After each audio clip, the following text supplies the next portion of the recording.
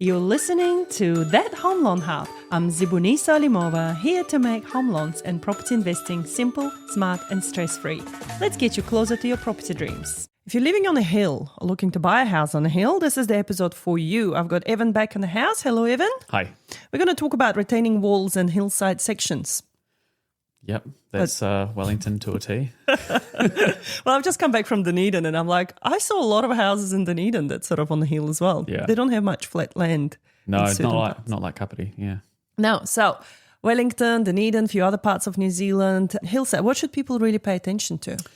So unretained areas, I guess when it comes to buying a house on a hill and seeing if there's been any geotechnical reports done. So how stable is the ground compared to, like where the house is, if there's going to be any impact of any instability of unretained sections, if there are older crib walls installed. So they're the older style retaining where they kind of interlock sections and they go back about like a metre into the ground, but all you see is like this crib face. So that's quite common. And just generally how a house is built into the hillside as well. Are they normally like drilled on piles? Yeah, so I built our first home up in Mangaraki in Lower Hutt on the Western Hills. And we had a small block retaining wall at the back that anchored into the hillside. And then from there, the house was kind of tied there and it went out maybe about 5 or 6 meters out from there. And because it was on a hill, I think the very outer poles were about 12 meters long and they went into the ground about 3 meters. Wow. Yeah. Yeah. That's a lot of drilling. A lot of drilling. Yeah. It's quite scary, building a house when you're 9-10 meters up and you're walking around on a scaffold or just on the build platform and you look down and there's a 9 meter drop. You're like, whoo, especially up in the Western Hills where it gets quite windy. But the views must have been worth it. Incredible. Yeah. 100% incredible. And we had a massive deck on the western face of the house. I think it was about 75 square meters in total. But like maintenance wise, if someone was to buy a house like that, which they probably did. Yep. Like, what are the risks there? What are the pros and what are the cons? I mean, maintenance-wise, it was actually a pretty low-maintenance house. It was a single story, and because the deck wrapped around the entire house, or well, the majority of the house, and then there was easy access out the back, you could actually access the entire cladding pretty easily off a ladder. Okay. So it wasn't too bad. Yeah. I'm still like stuck at the heights.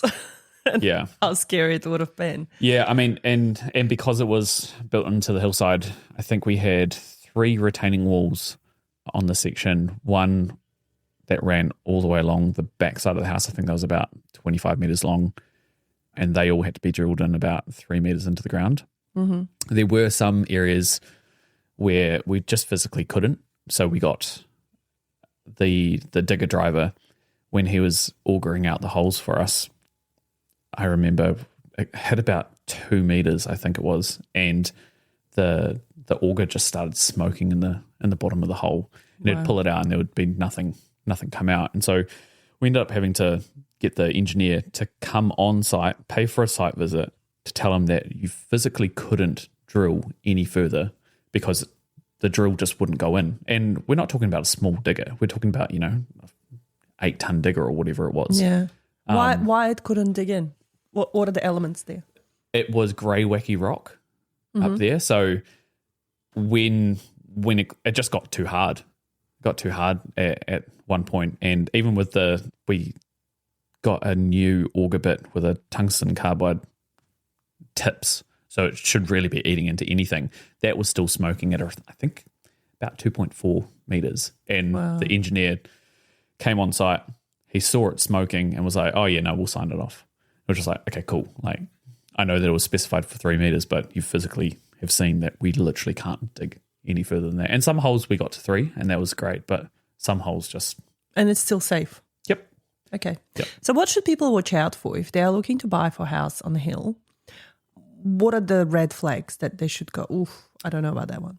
Subsidence. What is that? So settlement to the ground.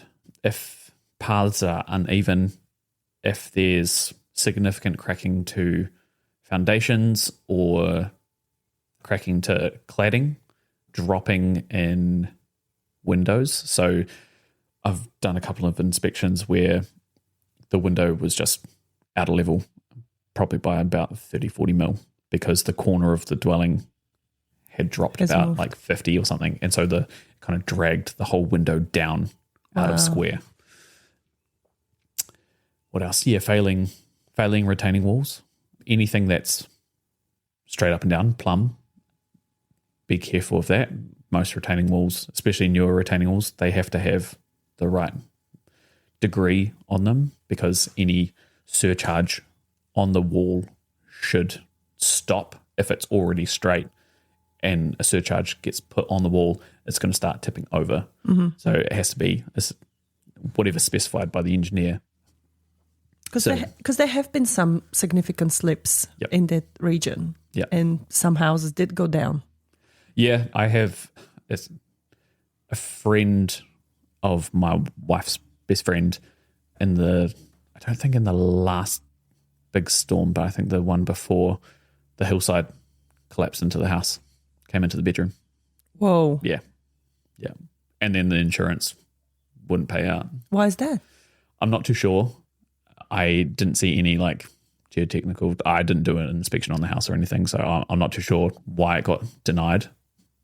Access wise, it would have been an insane job to try and do, because it was a pedestrian access only. You probably would have had to, I don't know,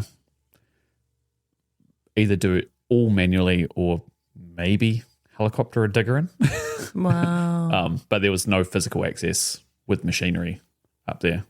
And you're talking about tons and tons of removing dirt and then trying to install a retaining wall within a meter of the house or whatever it ended up being.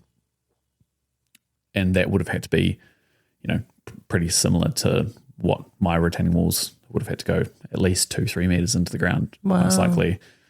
And yeah, you just physically can't get like hand powered stuff. You can't hire those kind of tools from Highpool or Bunnings. Kennards. Yeah. Wow, that's crazy. Yeah. So there are extra risks for people to really watch out for if they are looking to buy something on the hill or has a bit of a elevation. Yeah. And what can go from there. Beautiful. Thank you so much, Evan. Anything else to add to that story? No. Any words of wisdom from your learning experience of building yourself on the hill? Get a builder that knows what they're doing. Yep. It does take a little bit of a specialist to, work at heights and whatnot.